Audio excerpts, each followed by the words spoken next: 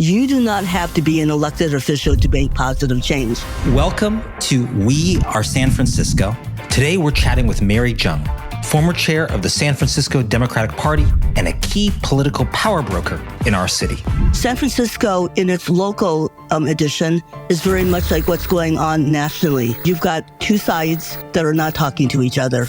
Most politicians started from a really good place. Many of them are still in that really good place and really want to do good. If you really believe in democracy, then you believe that this give and take between this side, the other side, what results from it gets us to a better place, right? I don't want to say that the best people and the best ideas always win. Otherwise, we would not be in the pickle that we are in today. At the end of the day, the two sides are really not that different. The only thing we really disagreed on was... And Mary, to start with, how would you characterize the political culture of San Francisco? Just the way people interact. I've heard people say it's brutal. Some people have called it a knife fight in a phone booth. Is that true, or are people overstating things? So I believe that's true. I would just use the word challenging. I come from a time when people worked on both sides of the aisle, worked together, figured out the compromises, and tried to make government work.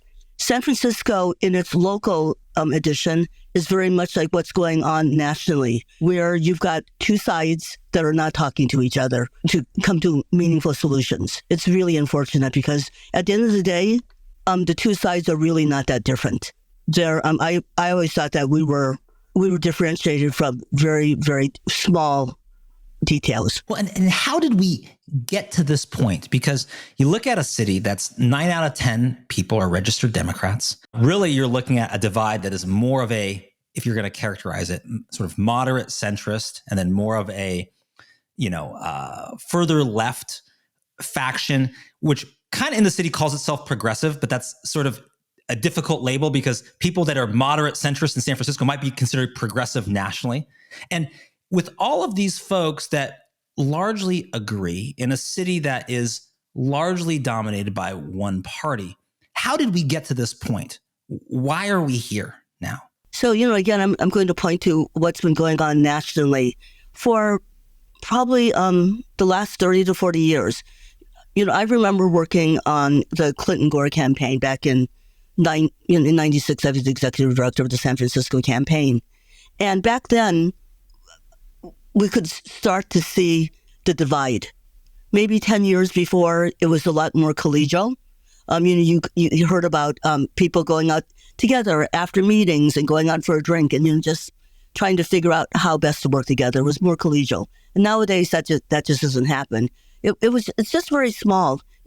I remember, I think a lot of people may remember Jane Morrison, who was also a Democratic Party chair, and just like an icon in the progressive movement in San Francisco.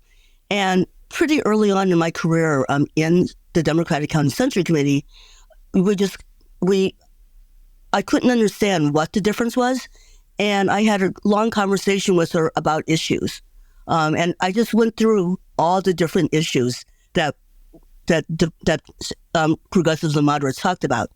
And the only thing we really disagreed on was I guess what we would call now conservatorship. I really believe that if somebody was really ill, really couldn't take care of themselves, I really thought, and there was no family around to take care of them, that somebody had to step in and that it was inhumane not to. Your individual will superseded that, and we couldn't put someone in a conservatorship. So that was a clear difference in policy, but a lot of other things, even though you were supposed to be at different ends of the limited San Francisco spectrum, you actually agreed on quite a bit. On most things. It was just tiny little details, right? And so I've often wondered, and from doing this podcast, I've talked to a lot of people from all parts of the government or different community groups or, different stakeholders. And one of the things I've asked is, would we get a lot more things done if just the mayor and the board of supervisors had dinner every month and went to someone's house and that person was in charge of cooking and they all came together? It seems like a silly idea, but just if the relationships were better, is that impacting what we can accomplish and the results residents and citizens are getting. The fact that relationships are involved, egos are involved, it sort of seems like people raise themselves up by pushing other people down. If everyone was just like better friends, would that actually make a better city? Or is that just dressing on top? I'm not sure. You would think that the more that you can see people as like family members, as friends, the more commonalities that you have, right? On the other hand, it's as you said, it may not amount to anything. But I would like to think that it would. But I don't think you can force people to do that. I want to move on to actual kind of issue-related topics and where we're at. But maybe a final question is, who sort of bears responsibility for the political climate now? I mean, does Mayor Breed bear some responsibility for this because she's on the top and she sets the tone? Is it the Board of Supervisors because, Mayor Breed comes from the Board of Supervisors? There's a certain kind of ethos there. Is it just the specific people involved that, that are sort of getting into it at meetings, and you hear, staffs are like instructed not to talk to each other. Like, this staff don't talk to that staff and we don't interact and communicate. Like, is there any blame to go around for the culture, or is this the culture? It is what it is. So we created the culture. We bought into the culture, and it's fine for us to point at all the elected representatives, from the mayors to the board of supervisors to everybody. But the voters also had a say in it. I mean, for voters for many years, we like to think of ourselves as the city of St. Francis. We are the city that takes care of people. We are the city that's compassionate. And so when you're given these choices, people opted to be kinder and gentler. And I think that led us to where we are today, where we've elected the people where we are today. I mean, I think that not all of them, but many of our members of the Board of Supervisors are simply representing what the people thought they wanted. Then we had COVID, and people were able to look back at what was going on and realize that, oh my God, I voted for all these members of the Board of Education who are not allowing our children to go back to school. And instead, they are wasting our time and our money on ridiculous projects like renaming schools, okay? In a perfect world, you can do all that. But when you've got children that are sitting at home, that are having nervous breakdowns, who are not being able to learn, do your job.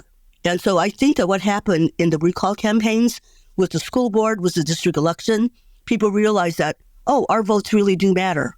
And you know what? We're going to exercise our right as citizens, and we're going to make a difference, and we're going to try to make it different than what we voted on and make it better. And is that a form of, I guess you'd call it more generally like buyer's remorse, right? Where you buy, I don't know, you're that expensive painting that looked really good in the store, then you get it home and you put it on the wall, and then you're like, do I really like that? I'm not sure. Do you think the recalls in 2022, Board of Education, District Attorney, was that like voters' remorse? Or was it just that, I didn't realize that this vote, that I just kind of went along with because I saw it in the DCCC, voters guide and seemed fine, and I did it, actually has like a real consequence to whether my kids are back in school or not? To me, as an Asian woman, it was a matter of life and death for our community. I'm sure I had a child who went through public school, but I think that if I had a kid who was in public school today, I would have been up in arms. In general, I do not support recalls. The Republicans tried to recall Governor Gavin Newsom. I was wholly against that. Donated money to that campaign, just to make sure that the message would come across that he was an okay governor, right? In this case, I just really think that citizens had to say something. I mean, I don't know, by the second year when Chesa Boudin was in office, whether or not we could stand to have another 2 years, okay? And if we did have to have another 2 years, because a lot of times in these races, people are just automatically reelected, did we want to make sure that we want to do everything that we can to make sure he didn't get a second term? And even like when we were talking about the recall, my original goal on the recall was to educate voters on public safety and what could be done and what these different offices were and how they could impact us. And whether or not he got recalled or not, we didn't know, because San Franciscans in general, and because we're a Democratic city and Gavin Newsom comes from San Francisco, are very anti-recall. And so, but I thought the education component was really, really useful and important. One of the things we've discussed on this podcast is really those two recalls in 2022 were movements that formed, right? They're really movements, and especially the Board of Education recall was a really organic movement, right? Like before a lot of the sort of political professionals and other get it over the hump, it had been to 25,000 signatures just organically there as well. Yet those movements, I think a lot of the relationships people involved in them stayed, and that got a lot more people involved in local politics and civic engagement, but they didn't really stay around as a movement because largely it was mission accomplished, right? It was because why? Because there was a recall, there's a recall vote, people were recalled, we're done. Do you think those people, though, the communities, in particular Asian community, especially on that Board of Education recall, do you think those movements can continue in some kind of positive direction that isn't driven by a recall, but is driven by what we want to accomplish? Is there a movement there that's bubbling under the surface that we could tap into for the change we need? So for the immediate future, I think citizens are still looking for change. They're seeing that they can actually do something. I shouldn't say they, because it's really the big we. So we saw that we could make change. We saw that that there are still problems out there, and that we need to continue working. There was a period a year or so ago where I was wondering whether or not citizens would think, "Oh, okay, we recalled these 4 people and we're done, right?" But that wasn't the case.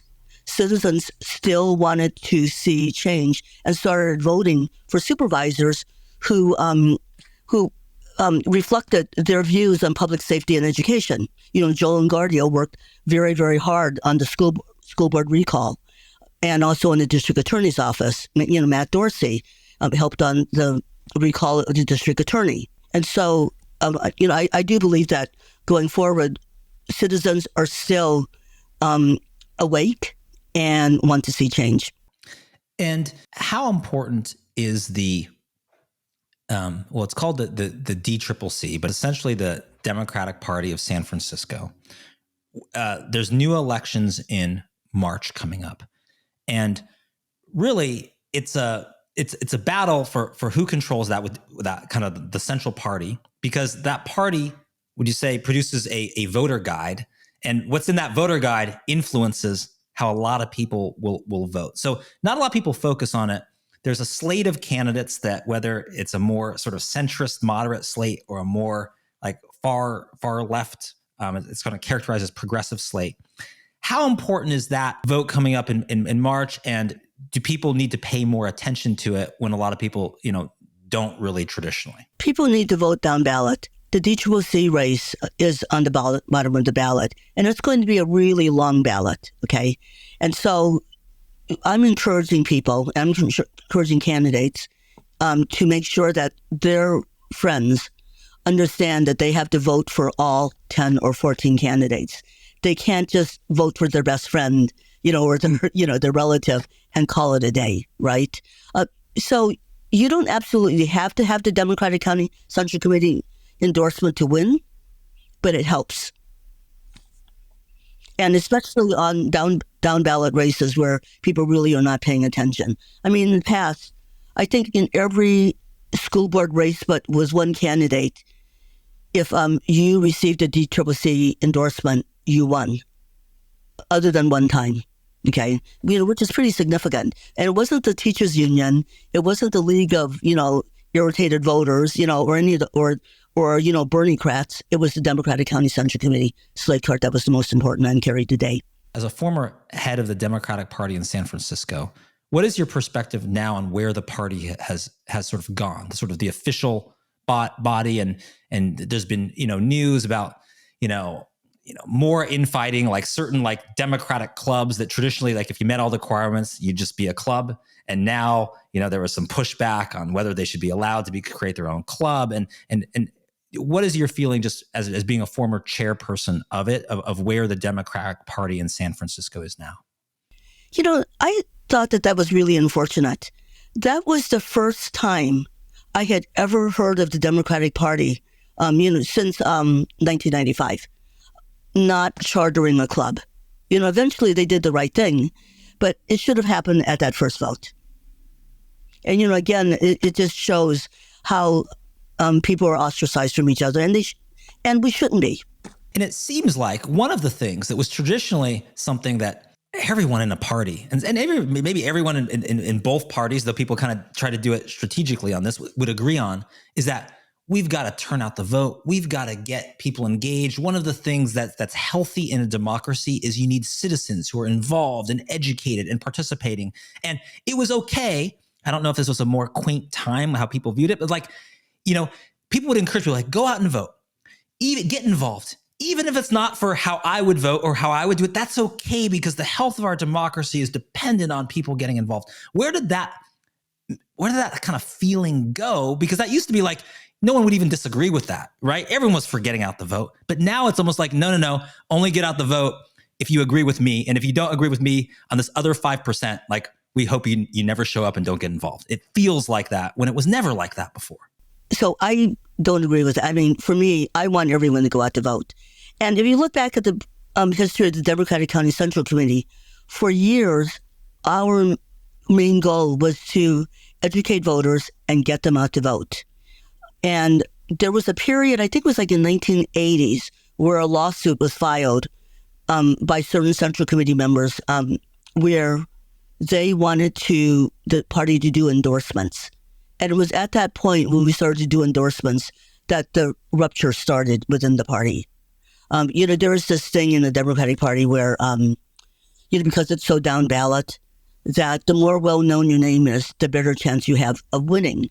My thing when I was chair was that if you're an elected official, if you're a member of the Democratic County Central Committee, you win a seat. Would you please not run again to allow room for the grassroots? Okay. So no matter what side of the aisle you were on, as a grassroots volunteer, you had a chance of being an elected member of the Democratic County Central Committee, and it also grew the bench, right? So that has not happened in recent years. There was one year where I think out of 17 seats, 17 of the candidates were elected officials. And of course, they all won. They didn't have to raise a penny. They didn't have to put up a house sign. They didn't have to go door to door. They won just on the basis of their name. And whether or not they did anything for the party afterwards, many of them resigned immediately or within the first 3 months and had someone else appointed who thought similar to them. To me, that was just wrong. It might have been clever. It might have been strategically smart, but it was wrong.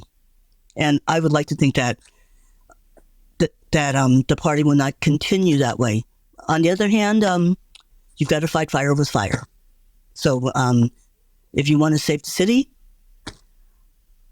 you've got to do a lot of things to win. Well, and there lies in some of the issue, which is that, if all of us have on our shoulders sitting maybe better angels and, more like angels that want to win, another way to put it, let's say, the problem is that in theory, we should have our better angels coming out, but then it's also an arms race. Like any other arms race, right? The other side is arming up. So then you have to arm, and then they have to rearm. And you're like, how did we get to this point? Even though, in my mind, I think it's just like freedom of speech, right? If you believe in freedom of speech, you believe in the right to someone else who disagrees with you to stand up and say that with full voice. And you believe in freedom of speech so much that that's okay. Good for them. And if you believe in democracy, if you really believe in democracy, then you believe that this give and take between this side, the other side, what results from it gets us to a better place, right? Ultimately, the best ideas will come to the top, and democracy relies on that. And so we believe this in theory, but then circumstances are different. And probably if I just made that little mini speech I just made right there, people say, very naive. That's not how it works, right? Whatever. The candidates he supports are gonna lose. You sound like you're from my generation. And here's my question then. do we need, if we're going to change the tone and get things done, do we need more people from outside politics who are not a political insider to get involved? And now I'm asking this to a political insider, which of course you are, Mary. But, it's been commented that, almost all the Board of Supervisors members are mostly career politicians. Do we need other perspectives or just people who think of things a little bit differently? Well, the thing is that the minute you throw your ring into running for office, all of a sudden you're considered an insider and a career politician. I mean, someone like, let's say, Joe Longardio, right? I guess he's considered an insider, but he's also a grassroots person. I mean, he started coming to events, just as, just your everyday average citizen. The same way I started volunteering in campaigns. I was at a bus stop and the bus was late and I ended up talking to staffers and volunteers at the McGovern for President campaign. So you can do the math to figure out how old I am, right? And up until then, I was just a regular person who was about to vote in my first election, right? And then now I'm considered the insider because I've done things. But at some point, we're all insiders. You're an insider, whether you like it or not, okay? Whether or not, are they effective? I think it helps that when you are in elected office, it helps to know something about what you're running for, okay, and how the wheels work, okay? I think that that's probably more so in higher office than it is in lower office. Want to join our movement to get San Francisco back on track? Attend a We Town Hall event or stop by our popular We Happy Hour meetups. Better yet, join our data team, take the census, or help us audit the city budget. To join the movement, text us at 415-301-6700. That's 415-301-6700. Or learn more at wesanfrancisco.org. And what do you think about this kind of push and pull? So recently, of course, you have Mayor London Breed, who's been in office for a number of years now. You recently, and you have other people running for mayor like Asha Safai, who has been on the Board of Supervisors, another person who's from that background. And then you have, recently announced Daniel Lurie, who has not held public office before, but has been the head of a nonprofit in the city, announcing. And the minute this happens, it was interesting to sort of see the dynamic, what people said. So of course, Daniel Lurie comes in and says, "I'm an outsider. We need someone who's not from the system that's broken to fix it." And then immediately from Mayor Breed's people say, "Well, we don't need a beginner. We've got serious problems now. He's a beginner." And that's like kind of the normal give and take. Like, are they both wrong? Are they both right? How do you, for the situation we're in, what kind of leader do we need to get out of this? Or is that all just political posturing? So, full disclosure here. I've known Mayor Breed since she was like 25 years old. And I met her on one of her first paid political campaigns. I'm working for Willie Brown's reelection. So I've known her for a long time before she became the ultimate insider by being in the mayor's office. And she does understand how the wheels turn. And I think that's extremely helpful. I think that she would be helped more if we had more elected officials who could work alongside her. And so it has helped that we have Catherine Stephanie, we have Joe Longardio, we have Matt Dorsey, people like that who can help support her and to help make the right things happen. And there's two characteristics about local politics in San Francisco that I'd love your opinion on that are very distinctive to San Francisco. The first one is ranked choice voting. This idea that you don't just vote who do you want to vote for, whether that's mayor or board of supervisors, but you actually rank people. And then essentially, it's almost like I always describe it like it's, if you've ever watched the TV show Survivor, like someone's kick off the island, and then you take all the second place votes, and then they contribute until someone is chosen. Do you think ranked choice voting? I hear all different sides of, does it encourage more moderate selections because someone can if you don't polarize too many people, you get more votes. I also hear that people form strange strategies to try to game the system and form coalitions. It just causes politicians to do what politicians do, which is be political and try to figure out a way to win. What is your feeling on the effect of ranked choice voting in San Francisco? So I remember when ranked choice voting was first called instant runoff voting. And I was actually in the first lawsuit to try to stop instant runoff voting.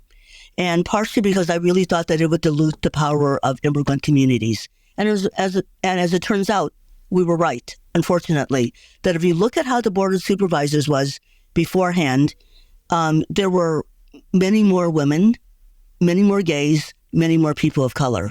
And after that, it's become a little bit more homogeneous. Would that be the word?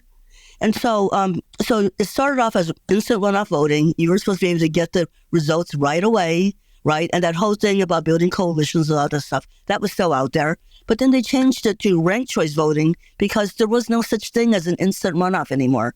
I mean, the way that it was sold originally to the voters was that, okay, you have a general election in November, and if nobody gets 50+1 of the vote, then you have an election within like 5 to 6 weeks, which was called the runoff, right? And what they were saying is that not enough people were voting in the runoff, and so people who were winning were not really reflective, right? And, I can see why people would be against a 5-week voting period, right?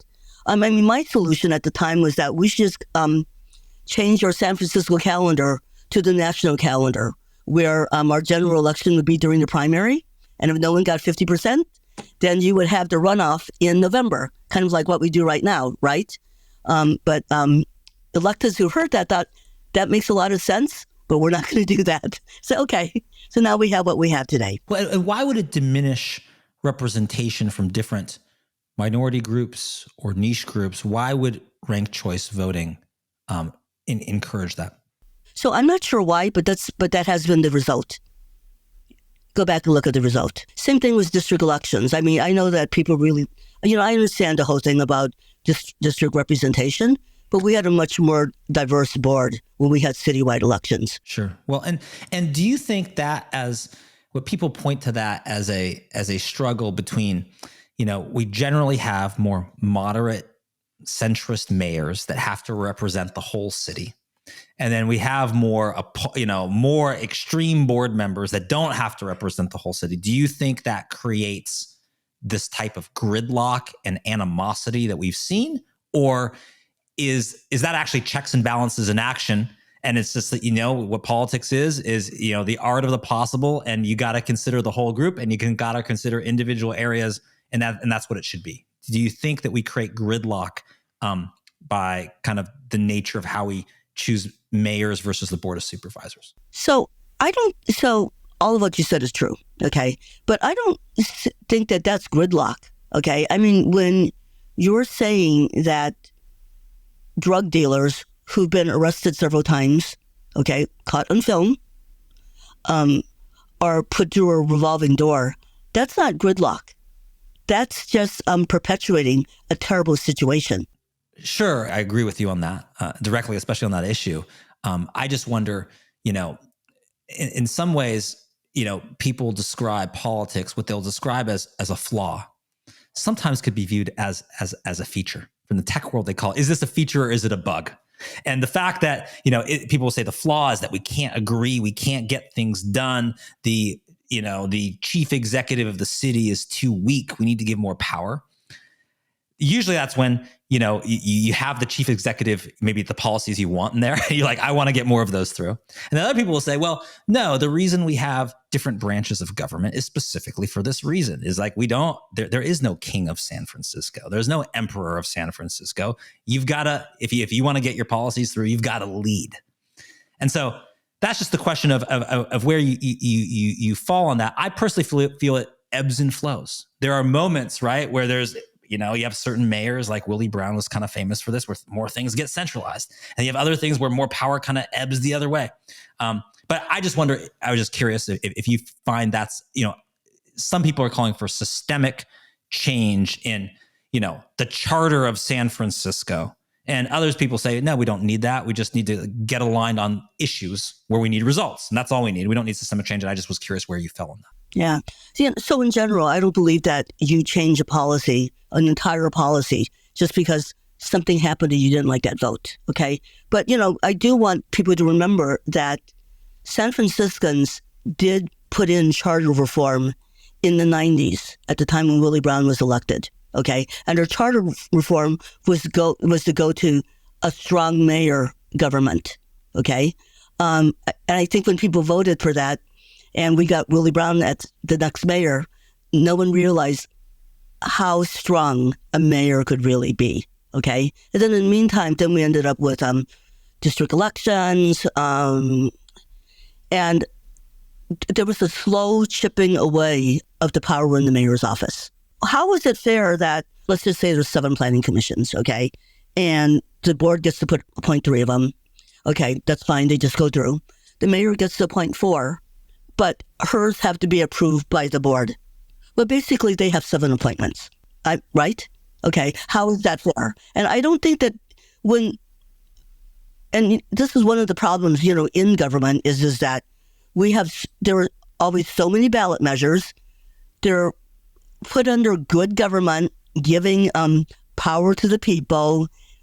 And in the end, it really took power away. It highlights something else, which is that sometimes you do things in a piecemeal fashion. They're individual commissions. And then you look back and maybe individually, it's like, okay, I can understand why you might want that. But then you look at it as the whole altogether, and you've just actually done something that's completely shifted in a major way what we're able to accomplish and get done. And no one actually voted on that whole package, right? They just voted on little changes individually, but over time, it had a result.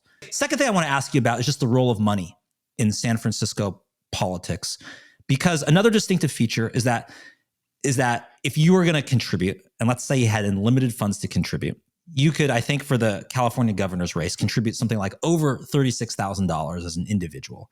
In San Francisco, that's limited to $500. Does that mean that, California state government is more influenced by big money and San Francisco less so? Or does big money dominate? If you're a new person to politics, you're like, what is the role of money? Everyone says it's so important. What does it play? Kind of big money donors and big money in San Francisco. I agree with the $500 limit. Okay. I mean, if they wanted to adjust it for inflation, I think it's fine. Statewide, like the governor's race, for instance, right? They have to run over a much larger territory. Which usually is an argument for it because you have media buys in some of the most expensive media markets like LA, and it's just expensive. So that would be usually the argument made for it. Another way to ask the question is because you are at one time a political outsider, as you pointed out, but now a political insider.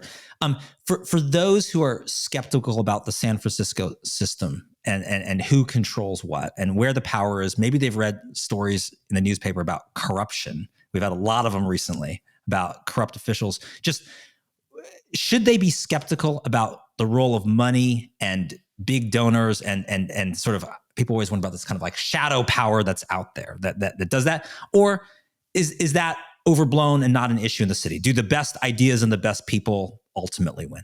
So I don't want to say that the best people and the best ideas always win. Otherwise, we would not be in the pickle that we are in today, with the homeless and the drug addicted, right? Okay. I do think that there's money on both sides. I'm more irritated by outside money and endorsements from people who don't know anything about San Francisco and saying, oh, I think that you should be doing this, right? And so, when I hear of some rock star or whatever, and I don't know if anybody's ever even influenced by this, right? Saying, well, yeah, I'm coming out for so-and-so, and say, okay, I don't know if that means any votes. But in the meantime, it makes, people feel like, oh, yeah, so-and-so likes me, right? It just bothers me because it's like, you don't live here. You don't see what's going on in these streets every single day. And you're saying that you think that this is a better candidate when you don't know anything about what you're talking about. So that probably bothers me more than anything, more than the money. I mean, I think the money comes on both sides. People could say, oh, they've got money from so-and-so, and say, well, yeah, but then you've got money from this other person, right? And do you think that money is a necessary evil in sort of politics? Or do you think, no, it's just a way to amplify messages and it's just part of the playing field? It's what it is, both sides, and it's, roughly equal. And so it's not the determining factor in who's going to win in San Francisco, whether someone has a lot of access to money or not. So everything you said is true. Everybody has access to messaging. Everyone has access to money. That's just the world that we live in. The truth is, I really haven't given it that much thought. How hopeful are you now for change for the city? Do you think that, have we reached the bottom? Are we trending back up in the right direction? Are you hopeful that voters are going to make choices in 2024 that are going to get us to a fresh start in sort of new opportunities and choices? Or do you still feel like we've got a ways to go and we're too divided and it's unclear what that outcome will be? So I'm a half glass full person, okay? And so I would go with what you said originally, that the city is on its way up. Now, I was with a group of people last night who would swear that positively is not true. But in my neighborhood and in my driving around the city, in my interactions with people, I see that there's a change. Is there a huge change? No, but if it's incremental, it's okay, as long as it's incremental on the way up. And what would be your recommendation? There's a lot of people who listen to the podcast now. It's been growing every week, who are new to getting involved, new to politics, new to civic engagement. And I know from being in meetings when you were there that you have like usually a number of people who are like newer people getting involved. You mentor different people to try to get them involved and give them opportunities. And you have, kind of sometimes a young crowd around you who are sort of eager and high energy, which I've seen. Given that, what is your recommendation for getting involved if you're not someone who's plugged in, but you're either angry or frustrated or motivated or whatever it is, and you want to do something like you did back at the bus stop years ago? What should they do now? You should look at the issues that interest you. You should try to figure out, you should go and visit all the clubs. I mean, if you want to be a democratic activist, there's clubs in the entire spectrum, okay? And you can just kind of like Google it and just, look in the Central Committee list and just try to figure out which is the club that you think meets your needs, right? Go visit them. See whether or not that's, what you're into.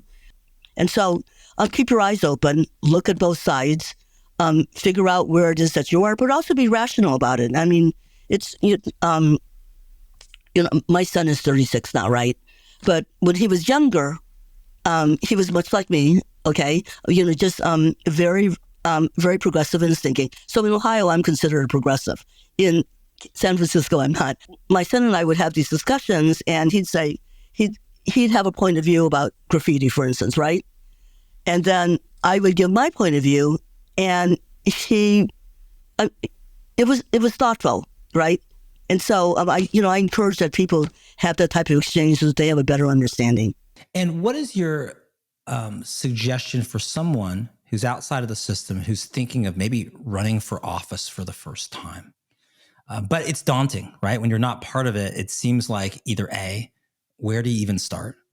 Or B, wow, politics is brutal and people are going to come attack me and I just want to make the city better. I don't really sign up to be attacked. What is your recommendation for them if they could be a candidate for something? So first of all, a lot of people come to me about running for office. And whenever I ask them, what is it that you're trying to do? They always say, I'm trying to make positive change. And I always reply, you do not have to be an elected official to make positive change. In fact, you might be able to make more changes by not being an elected official and just being smart and strategic. And, a really good example I was thinking about the other day, I saw a friend of mine, Ted Fang, receive an award for something.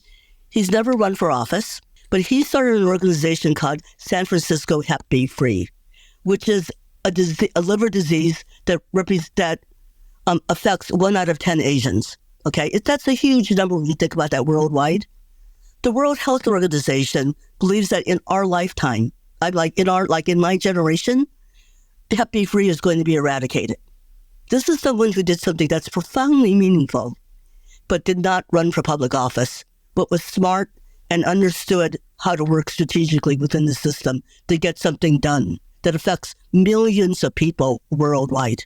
Mm-hmm. And that's one person choosing to make something happen. And it means you don't need a fancy title. You don't need a position that's official. It's just the will to make something happen and sticking with it over time. Yeah, it's an amazing thing. The other thing I wonder about is, there's always instances of people who just make things happen on their own. But it's a little bit maybe easier, maybe more fun to do it together, to do it with the group. One of the core beliefs I have is we is greater than me. We're always greater together than we are individually. So what does it take as someone who's rallied different individuals and groups together in San Francisco to get more people on board, to get it so you don't have to be out there by yourself, alone, fighting the good fight? Some people do, and they're successful at it. But you can do this with your friends and your family and other people you know. How do you get to we? So you just start one at a time. I mean, Ted started one at a time.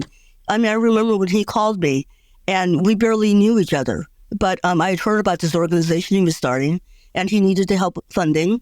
And so he asked me to help with a silent auction. And I thought, well, this seems worthwhile. And it was something, he asked me to join him and to do something that I knew how to do. And, I ran his auctions for like 5 years, at the very beginning. Right. So sometimes it's the power of asking people. And also it's aligning, you're asking for something, to your point, that like they know how to do, they contribute. You just never thought like, oh, I can actually contribute to what we do to fight this disease by using my skills in this way. Oh, that makes sense. I ought to do it. And sometimes it's just the power of asking, and also asking the right people for something that they can actually do and deliver. And if you do that enough, some people will turn you down, but some people like Mary Jung will say yes. And then that leads to more things. So another example I would give is, so my son went to Rooftop School, which has a very active parent volunteer base. And so I ran the fundraisers for a couple of years. I ran the art program for a couple of years, and people it was a very active parent art program. And my goal when I was doing fundraising and an art program was that every single person who came up to me and talked to me, I would ask them for something. And I would kind of like start at the top or what I thought that they could do. If they said no, I would just say, well, how about this? If they said no, well, how about that? And, by golly, everybody did something, okay? Whether it was just buying tickets to the event or taking charge of the entire wine donation for the event, right? You just have to ask and you have to think about it, right? And you have to remember to do it. A lot of times, like when I talk to young people, when they're talking about, well, what do I do? I'm going to this event. It's like, well, if you can kind of like figure out who you think is going to be at the event, or if you can figure out what you need to get done over the next week, figure out how you can make that happen at the event. So not only are you having a good time at the event, you're also moving, your program forward. Be smart about it. Be smart about your time. Time is valuable. I mean, once you go to that event and this person that you really needed to talk to is there, if you're not prepared to talk to them, you might have lost that opportunity for 10 weeks or 10 months or 10 years. Sure. And the other thing about what you said, I like your example of just, you ask for the big thing and then you ask for a little bit less and you keep doing until they say yes. Also, it can snowball to other things. So maybe someone says yes on a little thing now, but then they experience it, they get involved. It's kind of the sign holding theory of political engagement, which is sometimes you just start, someone gave you a sign and you held it up. Pretty soon, maybe a little bit down the road, you're running the Democratic Party in San Francisco like you did, Mary. But it starts maybe small. So it doesn't always have to be a big thing. No, that's right. I mean, I started walking precincts for George McGovern on the west side of Cleveland. And no Chinese people. There were hardly any Asians in San Francisco, in Cleveland at that time. Which is actually another good point, that you don't like something that, about you that might be distinctive or different or unusual. That can be a great strength. So it's not always like, oh, I don't fit in with this because of whatever characteristic. It can be a great strength. Final question for you is, how politics really works in San Francisco. It's been our theme for this episode. What would surprise people about how it really works that they just wouldn't expect? Well, that's a really good question. And I think that it depends on who it is that you're talking to, right? I remember talking to, I had a conversation with Gavin Newsom when he was running for mayor. And I asked him what was the most surprising thing to him running for mayor. And he said to me, it was the fact that no one thought anything about whether or not he had a private life, right? And that every single moment of his life was consumed with being an elected official. I mean, he could just be doing something really mundane by himself in a corner and someone would find him, right? And he wasn't upset about it so much as he was just surprised at how all-consuming politics can be. And so I think a lot of times people think of politicians as these robotons, right? Who don't, that this is all they're in for. And what they'll find is that most politicians started from a really good place. And many of them are still in that really, really good place and really want to do good. And I think it's our job as voters to remind them where they came from and to remind them what we want. Absolutely. And well said. Mary Jung, now a citizen activist. You hang your shingle at SF Realtors, but you're involved in a lot of political happenings in the city, former chair of the DCCC in San Francisco. Thank you so much for joining us on We Are San Francisco. And I'm hopeful for where things are going. I see you nodding your head, so I think you are too. And I just can't wait for the next year to 2 years to happen, because I think great changes are coming, and I think more and more people are working together. And thank you for all that you do to make that happen. Well, thank you. And I really appreciate this new organization you formed to bring people together in a positive way, to allow people to meet each other and talk about issues. So thank you for everything you're doing. According to political insider Mary Jung, San Francisco politics in the year 2024 is all about two sides who are really not all that different, deciding not to talk to each other and choosing not to come together to find meaningful solutions. What's the result? The act of playing politics gets in the way of virtually everything we need to accomplish. Hey, progressives, shouldn't we actually achieve progress? Hey, moderates, why not actually work with all sides? After all, it wasn't always this way. As Mary says, before the era of local candidate endorsements, party political leaders from multiple perspectives would debate, maybe disagree, and then go out for dinner or drinks afterward. Voter engagement was encouraged, and not just by people who parrot your worldview. The belief was that by having a vigorous debate, ideas would be refined, democracy would be served, and the best people with the best proposals would rise to the top. So where did we go wrong? Is that vision of local politics at its best just an antiquated vision of a simpler time? Maybe, or maybe not. What San Francisco needs right now is less politics and more unpolitics. Let's strip away all of the labels. Let's be generous with who gets credit. Let's put aside personal self-interest for the greater good. San Francisco's political culture needs a fresh start, a reset devoid of the baggage of the past. How will we get there? By having a fresh cast of characters who are willing to engage. Yes, money is a powerful force in politics, but you know what else is? People coming together. Take a small portion of your skills, energy, and expertise and contribute it back to the community we love. Want to know how? You can start by texting 415-301-6700 to join the We movement. So spread the word. Tell your friends. Change is coming. We are San Francisco.